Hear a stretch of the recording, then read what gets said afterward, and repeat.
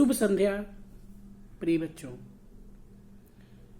सर्वप्रथम आप सभी लोगों को PT2 यानी प्री बोर्ड 2 परीक्षा के लिए बहुत बहुत हार्दिक बधाई और मेरी ढेर सारी शुभकामनाएं। प्यारे बच्चों, प्री बोर्ड 2 एग्जाम के अंतर्गत जो पहला प्रश्न पत्र है वो आपका हिंदी का है। हिंदी जो कि आपके लिए बेहद ही महत्वपूर्ण विषय है, क्योंकि ये आपके स्कोर को बढ़ाता है, आपके परसेंटेज को इंक्रीज करता है। आपके परसेंटेज हिंदी विषय से ही बढ़ते हैं, तो आपको इस विषय में अधिक से अधिक अंक लाने की आवश्यकता है। आपको जैसा कि ज्ञात है कि हिंदी का जो ये पेपर है यह आपका 2 भागों में विभाजित है। पहला बहुविकल्पीय प्रश्न के अंतर्गत, जहां आपके अपठित गद्यांश, अपठित काव्यांश के अंतर्गत बहुविकल्पीय प्रश्न पूछे जाएंगे। अपठित गद्यांश के अंतर्गत 5 बहुविकल्पीय प्रश्न हैं। अपठित काव्यांश के अंतर्गत भी 5 ही बहुविकल्पीय प्रश्न हैं। अपठित गद्यांश को हल करने से पहले आप कम से कम 2 बार, चाहे वो अपठित गद्यांश हो चाहे पद्यांश हो, आप जरूर ध्यानपूर्वक पढ़ें। कभी कभी ऐसा होता है कि जब हम गद्यांश और काव्यांश को सिर्फ प्रथम बार ही पढ़ते हैं तो हमारे प्रश्नों के उत्तर जब हम उसमें खोजते हैं तो कभी कभी जिसे हम सोचते हैं कि ये सही है वो गलत निकल जाता है। जब हम घर पे जाते हैं, ध्यान से दोबारा उसी गद्यांश और पद्यांश को पढ़ते हैं तो हमें ऐसा लगता है कि अरे इसका तो आंसर ये होगा, अगर मैं दोबारा पढ़ा होता तो शायद मेरा ये प्रश्न सही होता। तो आपको ये ध्यान रखना है कि जो अपठित गद्यांश और पद्यांश है इन्हें आप कम से कम 2 बार जरूर पढ़ें। इसके बाद फिर आपका ग्रामर पोर्शन जो कि 16 नंबर का है, जिसमें वाक्य भेद रचना के आधार पर है, जिसमें मिश्र वाक्य, सरल वाक्य, संयुक्त वाक्य है। फिर वाच्य है, कर्तृवाच्य, कर्मवाच्य, भाववाच्य। पद परिचय है आपका विकारी और अविकारी 2 प्रकार से। विकारी में जहां संज्ञा, सर्वनाम, विशेषण और क्रिया है, वहीं अविकारी के अंतर्गत संबंध बोधक, समुच्चय बोधक, विस्मयादि बोधक इत्यादि और क्रिया विशेषण ये है। इसके बाद आपका रस है और इसी के अंतर्गत ये आपके 4 अंक के 16 प्रश्न आएंगे जो कि बहुविकल्पीय होंगे और इन्हें पढ़ना है। इसके बाद फिर आपका क्षितिज पाठ्य पुस्तक के अंतर्गत क्षितिज गद्य से 1 पठित गद्यांश आएगा और 1 पठित काव्यांश। पठित गद्यांश के अंतर्गत 5 बहुविकल्पीय प्रश्न होंगे और 2 ऐसे प्रश्न होंगे जो संपूर्ण गद्य खंड से रिलेटेड होंगे। सेम इसी तरह से आपका पठित काव्यांश है, जिसके अंतर्गत 5 MCQ क्वेश्चंस होंगे और 2 अतिरिक्त प्रश्न होंगे। तो कुल मिला के 14 नंबर के आपके जो है पठित गद्यांश और पद्यांश से रिलेटेड प्रश्न होंगे। अब पेपर कैसे करेंगे हम? देखिए, 2 पार्ट में आपका हिंदी का ये पेपर डिवाइड है। एक है आपका वस्तुनिष्ठ और दूसरा है आपका वर्णनात्मक। जब हम परीक्षा हाल में पहुंचते हैं, परीक्षा हाल में पहुंचने से पहले आपको ये जरूर अपने मन में स्मरण रखना है कि हमें सब आता है, पहली चीज। दूसरी चीज, हमसे बेटर प्रश्नों का जवाब कोई दे नहीं सकता है। तीसरी चीज ये है कि आपके अंदर कॉन्फिडेंस भरपूर मात्रा में होना चाहिए। कॉन्फिडेंस, आत्मविश्वास, I can do it, I can give my whole performance. क्योंकि आपने मेहनत किया है, आपने परिश्रम किया है, आपने मन लगा के पढ़ा है। क्यों नहीं प्रश्नों के उत्तर आप अच्छे से दे पाएंगे? आप दे लेंगे, आपसे अच्छा कोई नहीं दे सकता है। आपको ये सोचना है और इसी के साथ आपको फुल आत्मविश्वास के साथ परीक्षा कक्ष में प्रवेश करना है। सबसे पहले आंसर शीट के दोनों साइड आप बॉर्डर बना लेंगे। कब? जब तक एग्जाम में आपको प्रश्न पत्र नहीं मिल जाता है। इसके बाद आप प्रश्न उत्तर की जगह प्रश्नोत्तर नंबर 1 डालिए। प्रश्नोत्तर नंबर 1 डालने के बाद आप उसके अंतर्गत आने वाले प्रश्नों को लिखिए। जहां प्रश्न आपका पूरा होता है उसके नीचे आप स्केल और स्केच की सहायता से डबल लाइन खींचते हुए आप एक बॉर्डर बनाएंगे। इससे ये होगा कि जो आपका उत्तर है वह एक बॉक्स के अंदर आ जाएगा और आपका उत्तर स्पष्ट रूप से दिखाई देगा। इस तरह से आपको एक योजना के अनुसार परीक्षा कक्ष में पढ़ाई पेपर देना है। एक भी प्रश्न को लेकर के घबराना नहीं है। जो प्रश्न ना आए उस प्रश्न को आप बाद में करिए। जो प्रश्न आपको आ रहा है उस प्रश्न को आप सबसे पहले कीजिए। जैसे 15 मिनट सीबीएसई आपको प्रश्न पत्र पढ़ने के लिए देती है। उस 15 मिनट में आप पठित और अपठित ये जो एमसीक्यू क्वेश्चंस हैं आप इन्हें कर सकते हैं, आराम से कर सकते हैं।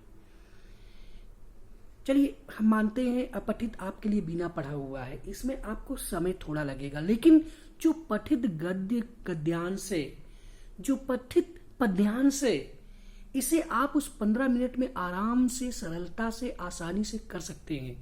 तो 15 मिनट में ये पठित गद्यांश और पठित काव्यांश के प्रश्नों को आपको हल कर लेने हैं। जो इधर आपका समय बचेगा वही समय आपका उधर प्लस हो जाएगा। आपको इस बात का ध्यान रखना है।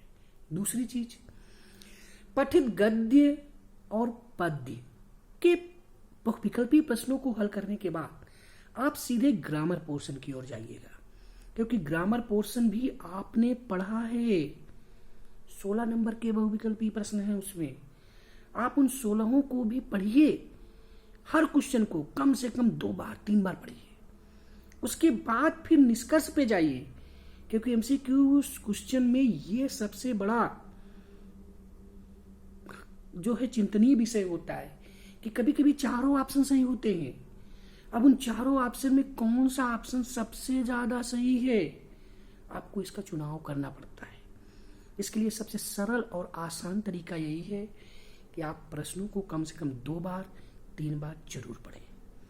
पढ़ने के बाद फिर आप निष्कर्ष में निकले कि नहीं, ये आंसर हमारा सबसे ज्यादा सही है, यही होना चाहिए।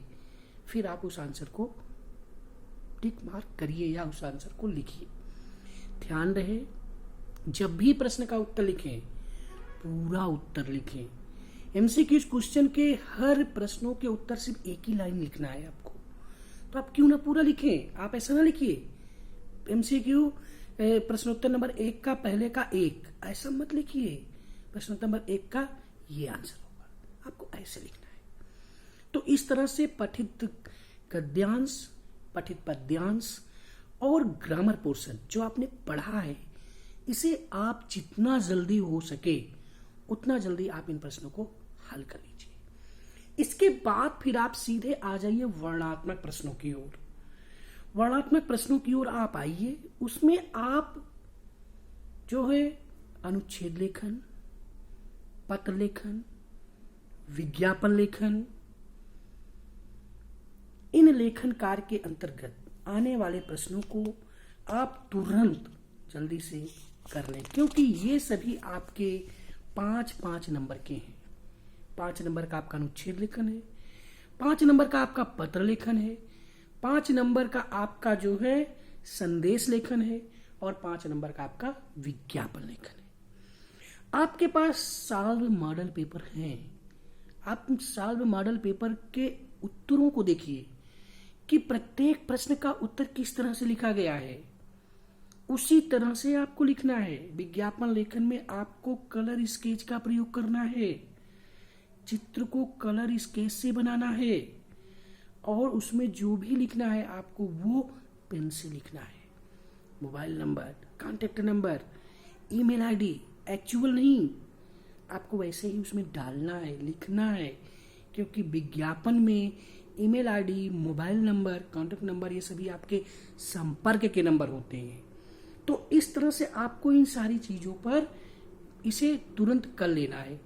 तो जैसे ही आप लेखन कार्य के अंतर्गत अनुच्छेद लेखन, विज्ञापन लेखन, संदेश लेखन और पत्र लेखन करेंगे तो आपका 20 नंबर का जो ये वर्णनात्मक है लगभग 1 घंटे के अंदर या 1.5 घंटे के अंदर आपका ये समाप्त हो जाएगा।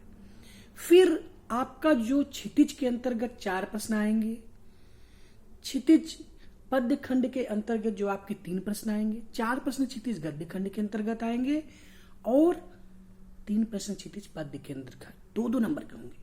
आप उन्हें लिख डालिए।